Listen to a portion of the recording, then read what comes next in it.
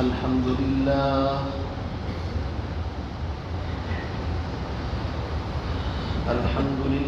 نحمده ونستعينه ونستغفره ونؤمن به ونتوكل عليه ونعوذ بالله من شرور أنفسنا ومن سيئات أعمالنا من يهده الله فلا مضل له ومن يضلله فلا هادي له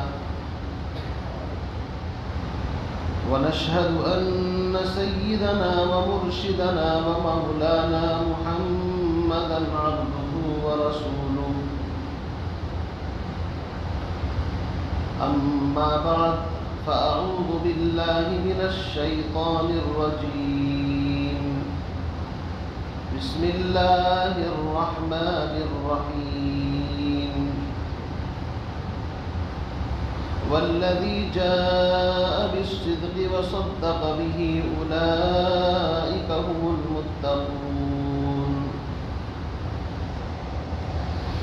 وقال الله تبارك وتعالى في مقام آخر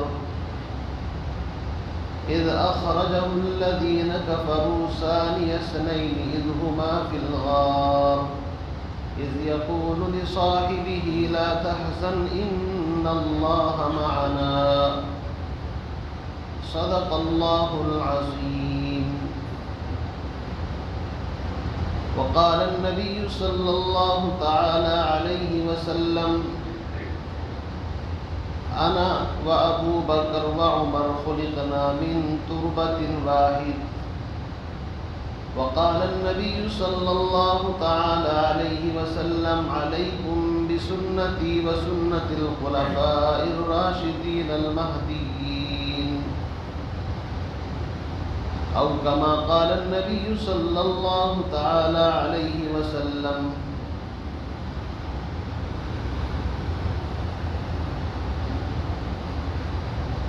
ہے زمانہ معترف صدیق تیری شان کا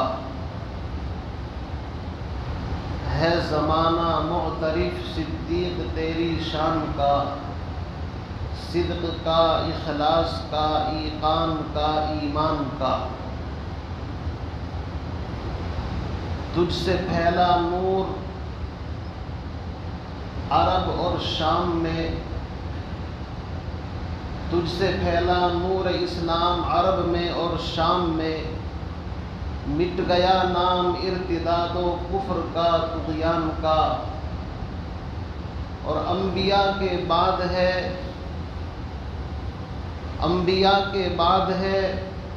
نام تیرا سب سے بلند انبیاء کے بعد ہے نام تیرا سب سے بلند اور انبیاء کے بعد ہے صدیق کا مقام اور مرتبہ سب سے بلند۔ میرے عزیز بزرگوں دوستوں بھائیوں، میں نے آپ حضرات کے سامنے قرآن مقدس کی 2-3 آیات اور امام الانبیاء سرور کائنات جناب محمد الرسول اللہ صلی اللہ علیہ وسلم کے فرامین آپ کی احادیث طیبہ میں سے 2 حدیثیں بھی خطبے کے اندر پڑھی ہیں۔ اس سے پہلے جمعے کے اندر آپ حضرات کے سامنے سیدنا ابو بکر صدیق رضی اللہ تعالیٰ عنہ کے فضائل مناقب اور آپ نے کتنی شادیاں کی، کتنے بچے ہوئے اور اسلام کے اس دوسرے اور پہلے نمبر کے خلیفہ کا تذکرہ کسی حد تک میں نے آپ حضرات کے سامنے کیا تھا، اور ارادہ یہ تھا کہ ہم ترتیب وار خلفائے راشدین کے کچھ حال احوال آپ حضرات کے سامنے رکھیں، لیکن یہ ذی الحجہ کی بالکل آخری تاریخ ہے اور اس کے بعد محرم شروع ہونے والا ہے، اس لیے میں آج اپنی بساط اور طاقت کے مطابق حضرت ابو بکر صدیق رضی اللہ تعالیٰ عنہ کے مختصر احوال بیان کر کے اپنی بات کو انشاءاللہ آگے کی طرف لے کر کے جاؤں گا۔ دعا فرمائے اللہ رب العزت مجھے آپ کو صحیح کہنے سننے اور ان باتوں پر عمل پیرا ہونے کی توفیق نصیب فرمائے۔ ہم سب جانتے ہیں کہ حضور اکرم صلی اللہ علیہ وسلم کا اس دنیا سے جب آپ نے پردہ فرمایا تو اسلام کے نظام کو سنبھالنے کے لیے سب سے پہلے سیدنا ابو بکر صدیق رضی اللہ تعالیٰ عنہ کا نام سامنے آیا۔ اس کی ایک تفصیل ہے کہ سقیفہ بنی ساعدہ، ایک باغ کے اندر ایک چھپر، جس طرح ہمارے یہاں جھوپڑی ٹائپ ڈال دیتے ہیں، وہاں پر انصار جمع تھے، اور نبی اکرم صلی اللہ علیہ وسلم کے بعد کس کو خلیفہ اور جانشین منتخب کرنا ہے، اس پر گفتگو چل رہی تھی۔ یہاں تک کہ کسی نے آ کر حضرت عمر رضی اللہ تعالیٰ عنہ کو بتایا تو حضرت عمر حضرت ابو بکر کو لے کر کے وہاں تشریف لے گئے، اور حضرت ابو بکر صدیق نے جا کر کے وہاں پر ایک تقریر کی اور لوگوں کو سمجھایا کہ اللہ کے نبی جناب محمد الرسول اللہ صلی اللہ علیہ وسلم کا فرمان ہے الائمۃ من قریش، کہ خلیفہ اور امام وہ قریش میں سے ہوگا۔ چنانچہ حضرت عمر فاروق رضی اللہ تعالی عنہ نے حضرت ابو بکر صدیق کا ہاتھ لیا اور سب سے پہلے بیعت کی، اور پھر اس سلسلے کو دیکھتے ہوئے جتنے وہاں پر انصار مہاجرین تھے سب نے اپنا امام اور اپنا قائد اور رسول اللہ صلی اللہ علیہ وسلم کا پہلا خلیفہ سیدنا ابو بکر رضی اللہ تعالیٰ عنہ کو تسلیم کیا۔ تو اس طرح ہنگامی شکل کے اندر ان کا انتخاب ہوا۔ اسی لیے بعض صحابہ اس مجلس کے اندر نہیں بھی شریک ہو سکے، چونکہ کچھ لوگ حضور اکرم صلی اللہ علیہ وسلم کے پاس موجود تھے۔ اسی لیے حضرت علی رضی اللہ تعالیٰ عنہ کے بارے میں آتا ہے تقریباً 6 مہینے بعد انہوں نے خلافت کے اوپر جا کر کے حضرت ابو بکر کے ہاتھ پر بیعت کی۔ اور بھی کچھ صحابہ ایسے تھے جو رہ گئے تھے، ان میں حضرت سعد بن عبادہ رضی اللہ تعالیٰ عنہ جو خزرج کے سردار ہیں، یہ بھی۔ تو قصہ مختصر یہ ہے کہ حضرت ابو بکر صدیق رضی اللہ تعالیٰ عنہ اس طرح خلیفہ بنے اور اسلام کا نظام انہوں نے سنبھالا۔ لیکن جیسے ہی ان کو خلیفہ منتخب کیا گیا تو چاروں طرف سے فتنوں نے نئے نئے روپ اختیار کیے۔ 3-4 ایسی جماعتیں میدان کے اندر آئیں۔ بعض لوگ وہ تھے جو دبکے ہوئے تھے، چھپے ہوئے تھے، جیسے ہی ان کو خبر ملی کہ حضور پردہ فرما گئے وہ فوراً میدان کے اندر آئے، جیسے کہ منافقین۔ بعض لوگ وہ تھے جنہوں نے کلمہ پڑھ لیا، مسلمان ہوئے، لیکن زکوٰۃ دینے سے بعض لوگوں نے انکار کر دیا، اور وہ دلیل دیتے تھے کہ قرآن کہتا ہے خذ من اموالہم صدقۃ تطہرہم، کہ اے نبی آپ ان کے مالوں میں سے زکوٰۃ لے کر کے ان کو پاک کر دیجئے۔ اب نبی نہیں رہے تو لہذا انہوں نے کہا ہم زکوٰۃ نہیں دیں گے، منکرین زکوٰۃ پیدا ہو گئے۔ اسی طرح کچھ لوگ وہ تھے جو مرتد ہونے شروع ہو گئے، انہوں نے سمجھا کہ جب نبی چلے گئے تو بس ان کے ساتھ گویا کہ نبوت بھی اور دین بھی ایمان بھی رخصت ہو گیا، انہوں نے مرتد ہونا شروع کر دیا۔ بعض لوگ وہ تھے جنہوں نے کھلم کھلا نبی کی وفات کے بعد اعلان نبوت کر دیا۔ ان میں سے ایک شخص تھا مسیلمہ کذاب، جو یمامہ وہاں پر جو جنگ ہوئی ہے اسی کے ساتھ ہوئی۔ اسود عنسی، طلیحہ اور سجا بنت حارث، یہ چند نام ہیں کہ جنہوں نے باقاعدہ نبوت کا کام اعلان شروع کر دیا۔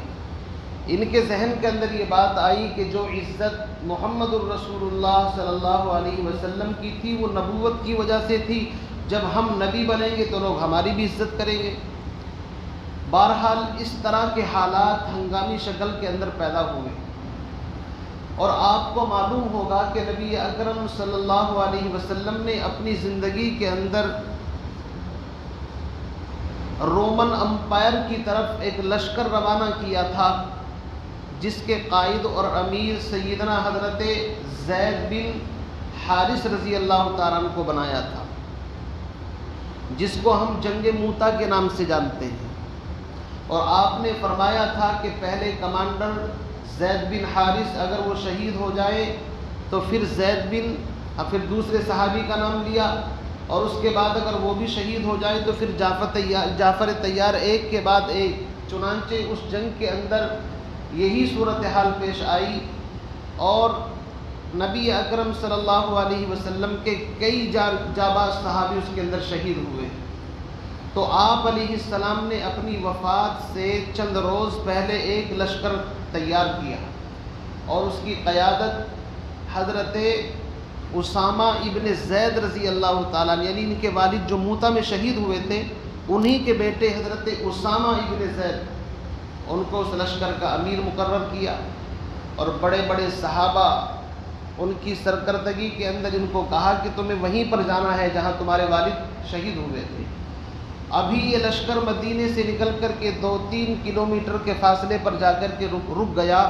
ان کو خبر ملی کہ حضور بیمار ہو گئے، تو یہ قافلہ وہیں رک گیا، کہیں ایسا نہ ہو کہ حضور دنیا سے پردہ فرما جائیں اور ہم زیارت سے بھی محروم رہے۔ بہرحال لمبا واقعہ ہے کہ اسی درمیان حضور علیہ السلام کی وفات ہو گئی۔ تو سب سے پہلے حضرت ابو بکر صدیق رضی اللہ تعالیٰ عنہ جب خلیفہ منتخب ہوئے تو انہوں نے اعلان کیا کہ جس قافلے کو، جس لشکر کو حضور اکرم صلی اللہ علیہ وسلم نے تیار کیا تھا، میں سب سے پہلے آرڈر دیتا ہوں کہ وہ اپنے محاذ پر نکل جائے۔ تو صحابہ ان کی رائے یہ آئی کہ اے ابو بکر، آپ اس لشکر کو روانہ کر دیں گے تو مدینہ خالی ہو جائے گا، اور چاروں طرف سے فتنوں نے سر اٹھانا شروع کر دیا۔ منافق بھی آ گئے میدان کے اندر، بعض لوگوں نے زکوٰۃ دینے سے انکار کر دیا، اور نئے نئے نبوت کے دعوے دار پیدا ہو گئے۔ تو کچھ صحابہ کی، بلکہ اکثر صحابہ کی رائے یہ تھی کہ اس لشکر کو روانہ نہ کیا جائے۔ لیکن آپ کو حیرت ہوگی کہ سیدنا صدیق اکبر رضی اللہ تعالیٰ عنہ، جو بظاہر جسمانی اعتبار سے کمزور لیکن ایمان کا لیول بڑا ہائی تھا، انہوں نے کہا ایسا نہیں ہو سکتا جس لشکر کو رسول اکرم صلی اللہ علیہ وسلم روانہ کر دے، ابو بکر اس کی ہمت نہیں رکھتا کہ اس لشکر کو روک لے، اور آپ نے فرمایا جا کر کے رہے گا۔ چنانچہ حضرت ابو بکر نے اس لشکر کو روانہ کیا، اور ابو بکر صدیق رضی اللہ تعالیٰ عنہ کا آپ مزاج دیکھیے کہ انہوں نے اعلان کر دیا، میری لاش کو چیل، کوے اور مدینے کی گلیوں کے اندر گھسیٹتے پھرے درندے، میں اس کو منظور کر سکتا ہوں، لیکن اس لشکر کو کسی حال میں روکنا گوارا نہیں کر سکتا۔ چنانچہ لشکر وہاں پر پہنچا، 30-40 دن کے بعد ہی واپس آیا۔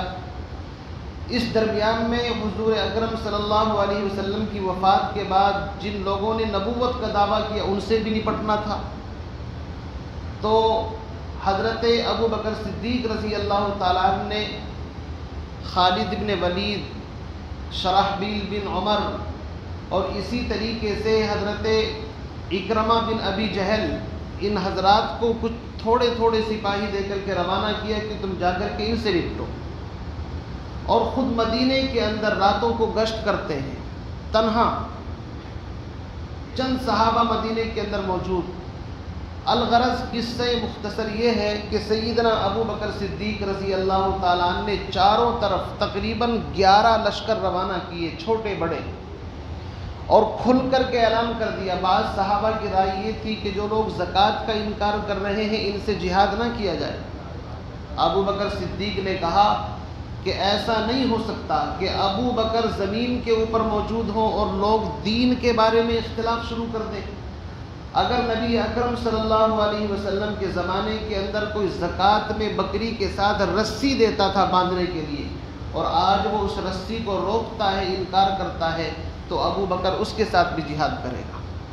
اور ابو بکر صدیق نے مثال دی کہ دین کی مثال ایک رسی کی طرح ہے، اگر ایک دھاگا بھی اس کے اندر سے کم ہوتا ہے تو دین کے اندر کمزوری پیدا ہوگی، اور ابو بکر اپنی زندگی کے اندر کمزوری کو برداشت نہیں کر سکتا۔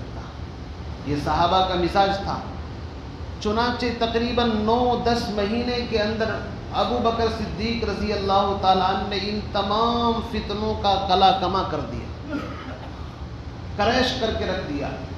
جھوٹے مدعیان نبوت ان کو بھی ختم کر دیا، اور بالکل اسی نہج کے اوپر جس نہج کے اوپر رسول اکرم صلی اللہ علیہ وسلم کے دور کے اندر کام چل رہا تھا، بالکل عین اسی نظام کے مطابق پھر اسلام کا نظام آگے کی طرف بڑھنا شروع ہوا، یہاں تک کہ ابو بکر صدیق رضی اللہ تعالیٰ عنہ نے شام اور اسی طریقے سے ایران کی بڑی بڑی طاقتیں تھیں جو عرب کے سر کے اوپر بیٹھی ہوئی تھی، باقاعدہ ان کی طرف بھی لشکروں کو بھیجنا شروع کر دیا۔ اور آپ نے سنا ہوگا کہ یرموک کی جو جنگ ہوئی ہے جس کے اندر کافی صحابہ شہید ہوئے، یہ حضرت ابو بکر صدیق رضی اللہ تعالیٰ عنہ کے زمانے کے اندر اور آپ ہی کے مشورے سے ہوئی ہے۔ تو بہرحال سیدنا ابو بکر صدیق رضی اللہ تعالیٰ عنہ مسلمانوں کے خلیفہ 2 سال 3 مہینے 10 دن اس نظام کو سنبھالتے رہے، چلاتے رہے۔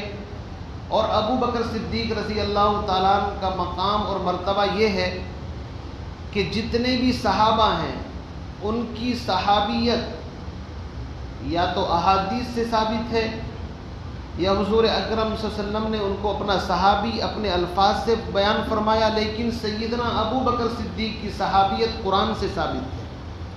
جیسا کہ میں نے قرآن پاک کی آیت پڑھی کہ جب مشرکین مکہ حضور اکرم صلی اللہ علیہ وسلم کی تلاش میں غار ثور تک پہنچے تو ابو بکر صدیق نے کہا، اے اللہ کے نبی، یہ مشرک ہماری طرف آ رہے ہیں اور اگر نیچے جھانک کر کے انہوں نے دیکھ لیا تو ہم پکڑے جائیں گے۔ تو حضرت نبی اکرم صلی اللہ علیہ وسلم نے فرمایا، اے ابو بکر، تمہارا کیا خیال ہے ان 2 کے بارے میں جن کا تیسرا اللہ ہے؟ یعنی ہم 2 ہی نہیں بلکہ ہم اللہ کے حکم سے نکلے ہیں، اللہ کی مدد ہمارے ساتھ شامل حال ہے۔ اسی کو قرآن نے کہا ہے، لا تحزن ان اللہ معنا۔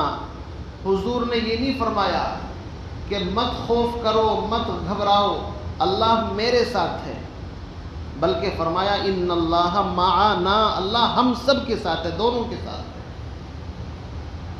بنی اسرائیل کا واقعہ قرآن کے اندر ہے، جب موسیٰ علیہ السلام ان کو لے کر کے نکلے اور آگے سے دریا اور پیچھے سے فرعون کی فوج، تو بنی اسرائیل نے کہا، یا موسیٰ انا لمدرکون، اے موسیٰ ہم تو پکڑے گئے، مارے گئے۔ تو موسیٰ علیہ السلام نے کہا، ان معی ربی سیہدین، میرے ساتھ میرا رب ہے، میری وجہ سے تمہیں بھی بچائے گا۔ آپ انداز دیکھیے کہ موسیٰ علیہ السلام کہتے ہیں میرے ساتھ میرا رب ہے، میری وجہ سے تمہیں بچائے گا، لیکن جناب نبی اکرم صلی اللہ علیہ وسلم نے یہ نہیں کہا ابو بکر میرے ساتھ میرا رب ہے، نہیں، بلکہ ہمارے ساتھ، ان اللہ معنا، ہمارے ساتھ رب ہے۔ یہ معیت، یہ صحابیت قرآن سے ثابت ہے، اسی لیے کہا ہے من انکر صحبت ابا بکر، اگر کوئی بندہ ابو بکر کی صحابیت کا انکار کرے فقد کفر، وہ کافر اور مشرک ہو جائے گا، اس لیے کہ وہ قرآن کا انکار کر رہا ہے۔ تو ابو بکر صدیق رضی اللہ تعالیٰ عنہ کے فضائل مناقب بڑے ہیں۔ حضور اکرم صلی اللہ علیہ وسلم نے فرمایا، انا و ابو بکر و عمر خلقنا من تربت، میں ابو بکر عمر ایک ہی مٹی سے پیدا ہوئے ہیں۔ اسی لیے قرآن کہتا ہے جب انسان کو قبر میں دفن کرتے ہیں، منہا خلقناکم وفیہا نعیدکم ومنہا نخرجکم تارۃ اخری، اس مٹی سے تمہیں پیدا کیا، اسی میں ملا دیا، اسی سے تمہیں اٹھائیں گے۔ آپ اندازہ لگائیے کہ ابو بکر صدیق رضی اللہ تعالیٰ عنہ اور ابو بکر اور عمر کہاں دفن ہیں؟ ایک ہی حجرے کے اندر، ایک ہی روضے کے اندر، حضور اکرم صلی اللہ علیہ وسلم کے پہلو کے اندر دفن ہیں۔ کیوں؟ کہ پہنچی وہیں پہ خاک، جہاں کا خمیر تھا، جہاں کی مٹی سے انسان پیدا ہوتا ہے وہیں پر پہنچ جاتا ہے۔ تو میرے عزیز بھائیوں، ابو بکر صدیق رضی اللہ تعالیٰ بڑے عظیم انسان تھے، زندگی بھر ان کے عجیب کارنامے۔ تبوک کے موقع پر حضور اکرم صلی اللہ علیہ وسلم نے اعلان کیا کہ رومن امپائر کے ساتھ جنگ ہے اور تقریباً 2.5 لاکھ فوج تھی اس کی۔ تو سب سے پہلے تو آپ نے افراد کی تشکیل کی کہ اپنے آپ کو پیش کرو، تو 30,000 صحابہ کا لشکر تیار ہوا 2.5 لاکھ کے مقابلے میں۔ اور صحابہ کا تو آپ جانتے ہی، کسی کے پاس لاٹھی ہے، ڈنڈا ہے، کسی کے پاس پھٹی پرانی تلوار ہے، تو کسی کے پاس ڈھال نہیں، کسی کے پاس سواری نہیں، اس طرح کا حال تھا۔ تو اللہ کے نبی نے مسجد نبوی کے منبر کے اوپر بیٹھ کر کے صحابہ سے چندے کی اپیل کی، مجھے چندہ چاہیے، تبوک کی تیاری کرنی ہے۔ تو آپ نے سنا ہوگا حضرت عمر رضی اللہ تعالیٰ عنہ بڑے خوش تھے کہ آج میں ابو بکر سے آگے جیت جاؤں گا، چونکہ ابو بکر رضی اللہ تعالیٰ عنہ کے مالی حالات کمزور ہو گئے تھے، حالانکہ بڑے تاجر تھے مکے کے اندر، امیر کبیر آدمی تھے، لیکن سارا مال وقتاً فوقتاً رسول اللہ کے قدموں میں لا کر کے رکھتے رہتے تھے۔ تو حضرت ابو بکر بڑے خوش ہیں کہ آج میرا نمبر آ جائے گا، ابو بکر سے جیت جاؤں گا، اور اپنے گھر کا آدھا مال لے کر کے پیغمبر کی خدمت میں حاضر ہوں۔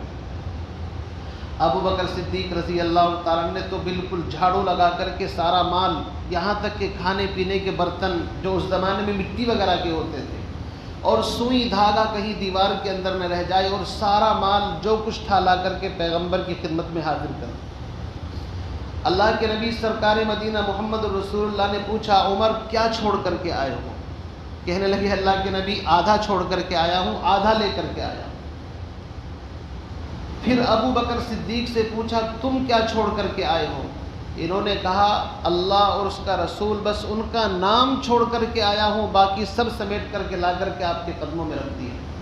یہاں تک لکھا ہے قرآن پاک کی جو تفاسیر کی کتابیں ہیں کہ ابو بکر صدیق کے جسم کے اوپر جو کپڑا تھا وہ قیمتی تھا، اس کو بھی لا کر کے ٹاٹ کے پھٹے پرانے کپڑے پہنے، اور بٹن کی جگہ پر اس زمانے میں کانٹے وغیرہ چلتے تھے وہ لگائے، اور سارا مال پیغمبر کی خدمت میں حاضر۔ تو رسول اکرم صلی اللہ علیہ وسلم پر وحی کے آثار نمودار ہوئے، صحابہ سمجھ جاتے تھے اب وحی آ رہی ہے۔ تو تھوڑی دیر کے بعد نبی اکرم صلی اللہ علیہ وسلم نے فرمایا ابھی آسمان سے جبریل امین آئے تھے، اور انہوں نے آ کر کے ابو بکر صدیق کو سلام کہا ہے۔ کتنا اونچا مقام آسمان سے جس کو سلام آ رہا ہے، اور فرمایا اے اللہ کے نبی اپنے اس یار غار سے پوچھ لیجئے کیا ابو بکر اس حال میں راضی اور خوش ہے؟ ابو بکر صدیق رضی اللہ تعالیٰ عنہ تو مارے خوشی کے اچھلنے لگے، اللہ نے میرا نام لیا ہے، ابو بکر کا نام۔ تو میرے عزیز بھائیوں، یہ اتنا اونچا مقام، یہ مرتبہ اس لیے پایا کہ ابو بکر صدیق رضی اللہ تعالیٰ نے کہا کہ میری تو 3 خواہشیں ہیں زندگی کے اندر، کوئی چوتھی ہے ہی نہیں۔ النظر الی وجہ رسول اللہ، پہلی خواہش یہ ہے آنکھیں میری ہوں اور محبوب کا چہرہ میرے سامنے ہو، بس میں دیدار کرتا رہوں۔ دوسری خواہش میری یہ ہے مال میرا ہو اور رسول اللہ صلی اللہ علیہ وسلم اشارہ فرماتے رہے میں قربان کرتا رہوں۔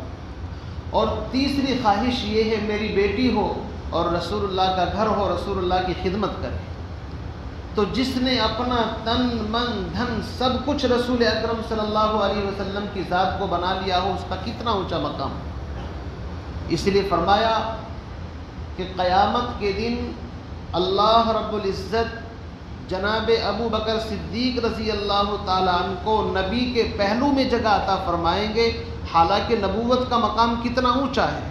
اللہ کے نبی نے دعا فرمائی تھی جب غار کے اندر تھے، اور سارے کپڑے اور اپنی پگڑی باندھ کر کے سوراخوں میں رکھ دی، اور ایک بالکل سوراخ کے اوپر اپنا پیر رکھا اور سانپ ڈس رہا ہے اور آنکھوں سے آنسو جاری ہیں۔ بتایا نہیں اللہ کے نبی کو کہ مجھے کوئی تکلیف ہے، وہ تو آنسوؤں سے پہچان لیا۔ تو حضور اکرم صلی اللہ علیہ وسلم نے دعا دی تھی اے اللہ میں ابو بکر سے راضی ہوں، تو بھی اس سے راضی ہو جا۔ اتنا اونچا مقام ہے اس شخص کا۔ اور خدمت کے اندر یہ حال تھا کہ کبھی اپنے آپ کو شو اور ظاہر نہیں کرتے تھے۔ ہمارا حال تو یہ ہے ایک نیکی کریں گے تو لوگوں کو پتہ چلنا چاہیے کہ ہم بھی بڑے نیک ہیں۔ امت میں دکھلاوے کا جو مزاج اور بیماری پیدا ہوئی ہے، اللہ اس سے حفاظت فرمائے۔ اصل چیز یہ ہے نیکی کر دریا میں ڈال، جس کے لیے نیکی کی ہے وہ جانتا ہے۔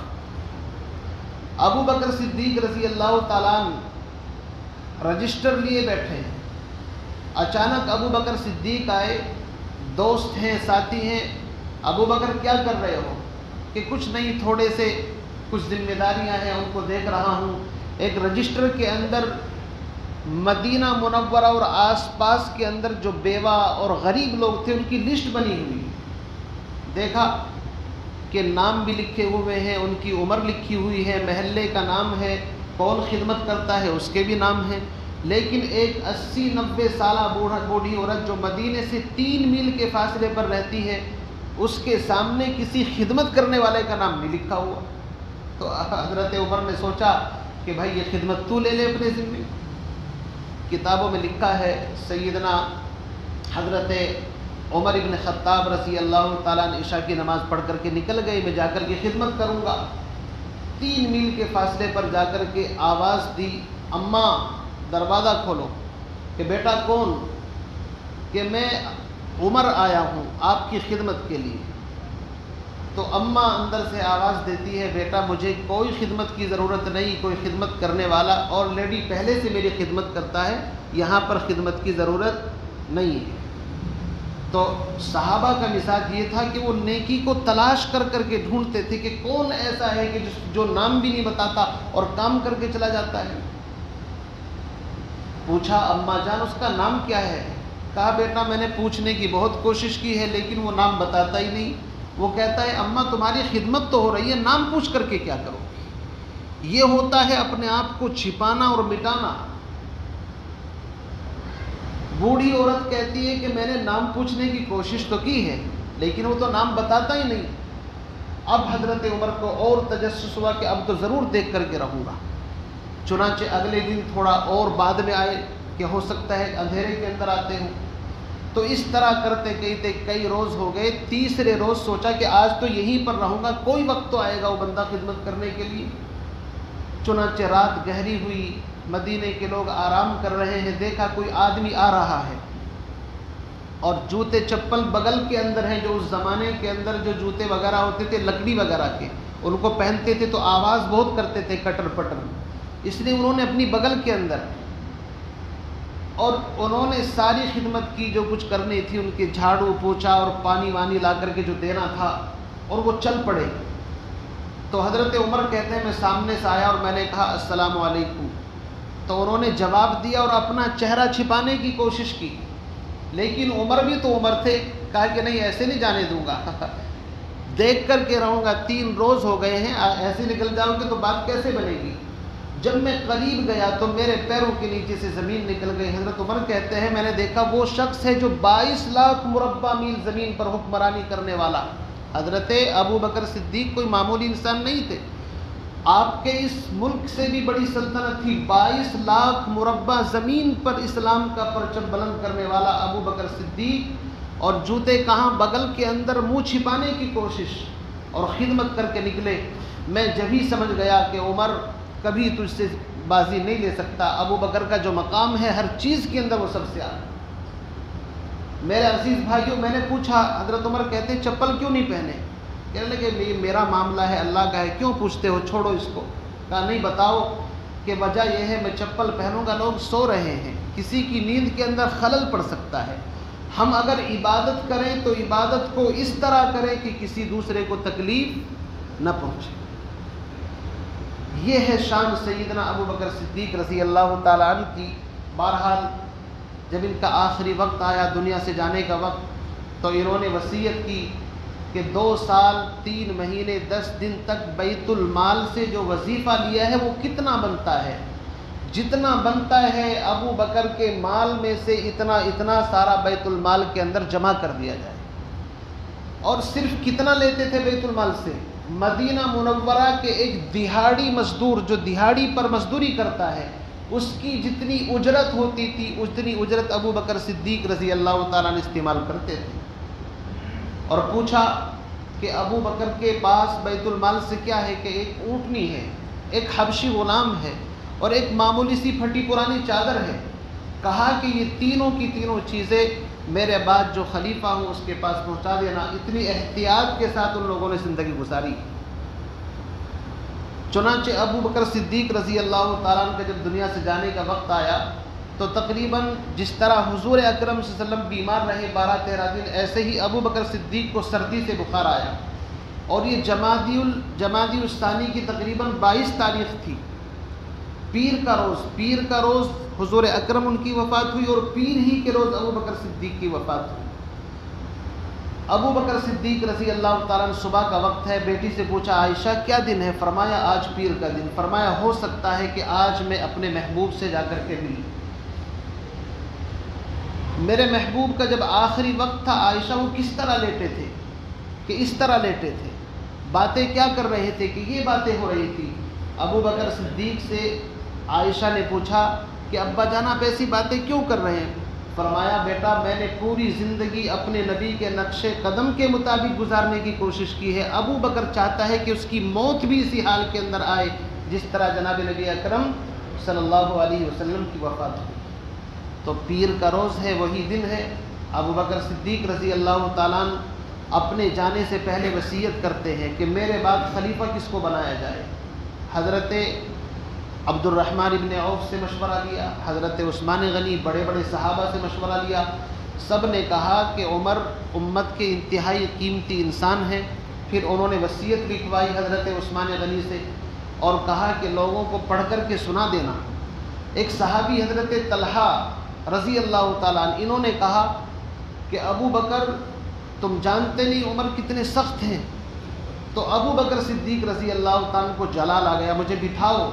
کہنے لگے ابو بکر جانتا ہے عمر کی سختی ابو بکر کی نرمی کی وجہ سے ہے، میں نرم بہت زیادہ تھا تو وہ سخت تھے، اس لیے معاملہ ٹھیک چلتا تھا، اور میں نے دیکھا ہے کہ جہاں میں سخت ہوتا تھا تو اب حضرت عمر وہاں پر نارمل ہو جاتے تھے، مجھے امید ہے کہ ان کی سختی دین کی وجہ سے۔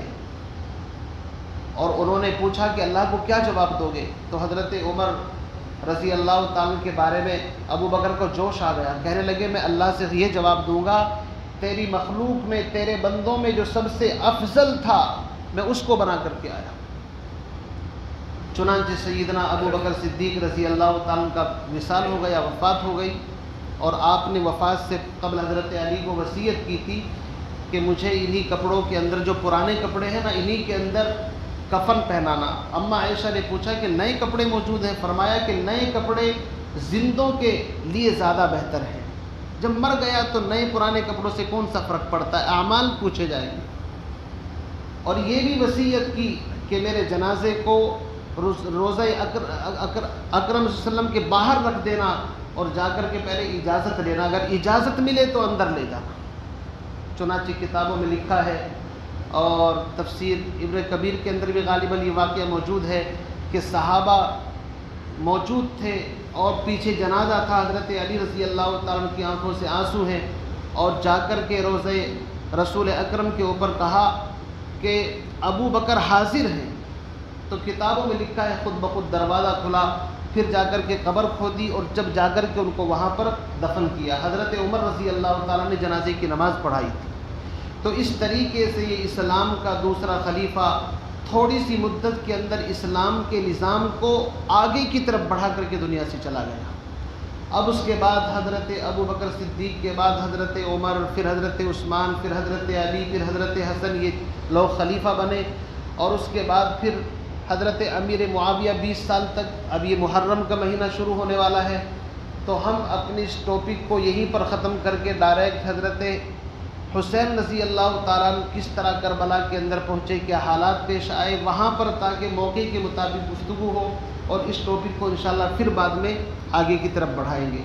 اللہ تعالیٰ سے دعا فرمائے مجھے آپ کو صحابہ اور خاص طور سے خلفائے راشدین کے نقش قدم پر چلنے کی توفیق نصیب فرمائے۔ وآخر دعوانا الحمدللہ رب العالمین۔